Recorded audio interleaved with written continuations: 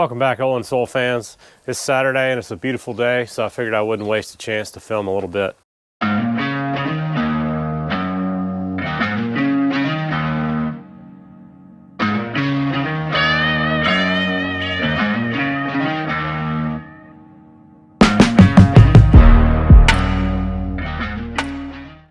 We're out here with our Blackstone grill. One of our favorite things to do on Saturdays is cook burgers on the Blackstone.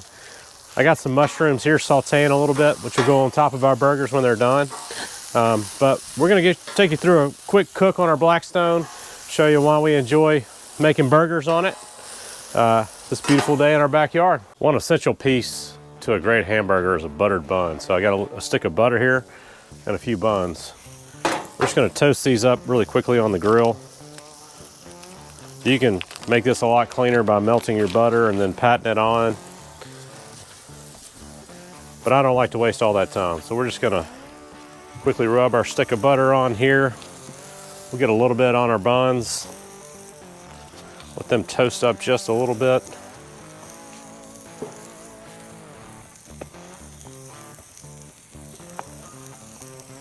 These things get super hot, so be careful. I have burned the tips of my fingers more than once on a Blackstone. I was on the fence about buying this grill for a long time. I've typically been a charcoal guy. If you watch the channel, you know I've got a Kamado cooker, a Kamado Joe that I really love, and I've had since my wife gave it to me for passing my CPA exam, funny enough. It was the first Father's Day gift, actually, she gave me. But this Blackstone's been great.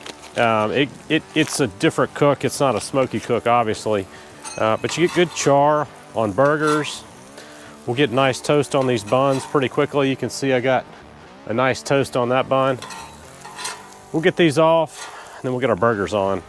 The other thing I really like this Blackstone for is that it's really big. This is a 36-inch griddle, I believe. I'll have to measure it, and I'll correct it if I'm wrong, which I usually am. But you can cook for a family of 6 on here super easily.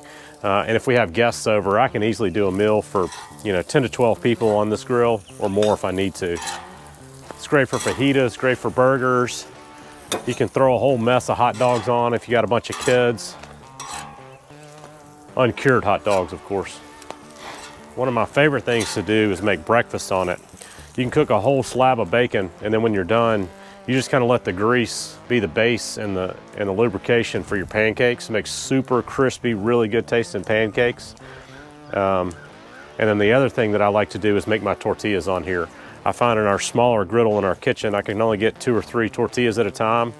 But on this, I can put as many as I want and keep churning them out as I'm making, or keep putting them on the griddle as I'm making them with our tortilla press. All right, we're gonna cut our heat up really high here in the center. The other beauty is our multiple burners. So my mushrooms are almost done. I'm gonna move them over to the side. I'm gonna turn this way down, and then I'm gonna crank these burners up and get this thing hot and smoky for my hamburger so I can get a nice sear on them. All right, we'll be back in just a minute with the hamburgers. We'll get those on and just show you a very simple hamburger cook out here. All right, fans, we are back. We got our burgers out here. Griddle's nice and warmed up. I find it's nice to get it pretty hot before you cook so you can get a nice crisp on the outside of your burgers. We've got some of my special grind here. I tend to grind my own beef. It's healthier, it's fresher. I know what parts of the animal it came from, and I know I properly cleaned and sterilized my equipment before I ground anything in it, and I didn't cross-contaminate with any other types of meat. So we'll do a video on that shortly on how I do all my grinds and my burgers. We put a little bit of MSG on these. We got a little bit of salt and a little bit of pepper, and they're ready to go on the grill. You might notice there's another hamburger over here. One of these is not like the rest. This is for Catherine. She eats the vegan burgers. I think this is an Impossible burger. She really enjoys these, not really my taste, but we're diverse in this family and we embrace other cultures and ideas. So we'll get this on first.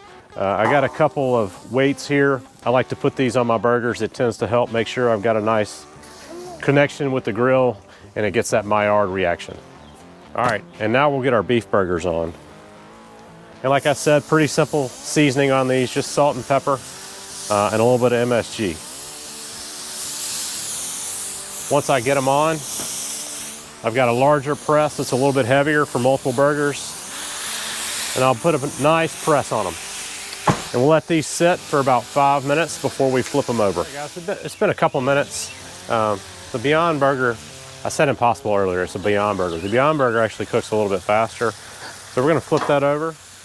So we wanna make sure our Beyond Burger doesn't burn, so we're gonna flip it over a little bit sooner. And as you can tell, we've got a nice char on there already. That's the beauty of the Blackstone. We're gonna keep cooking for a couple more minutes on our beef burgers. It's such a nice day out here. You're probably gonna hear kids playing in the background. They've all followed me outside, so pardon the interruption, as they say. All right, our beef burgers have been cooking for a couple more minutes. I think it's time to flip them. Yeah, perfect char on those. Nice Maillard reaction. Really nice Maillard reaction on those. So we'll let those keep going for a couple more minutes. And what we're gonna do, you can see we've got a little cover over here.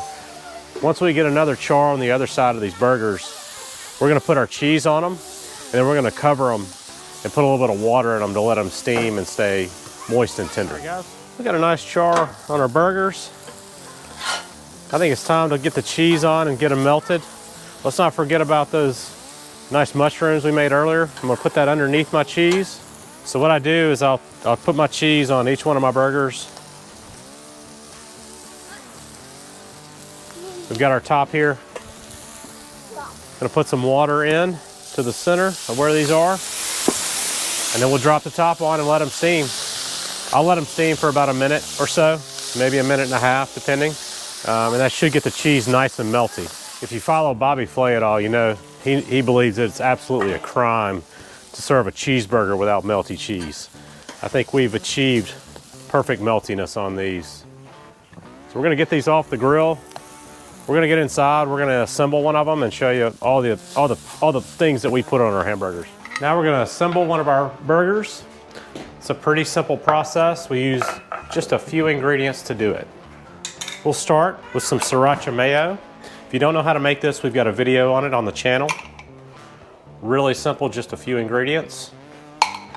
After the sriracha mayo, we'll do 1 squirt of mustard on each side. Just plain yellow mustard. Then we'll put a little bit of onions on each side, finely diced.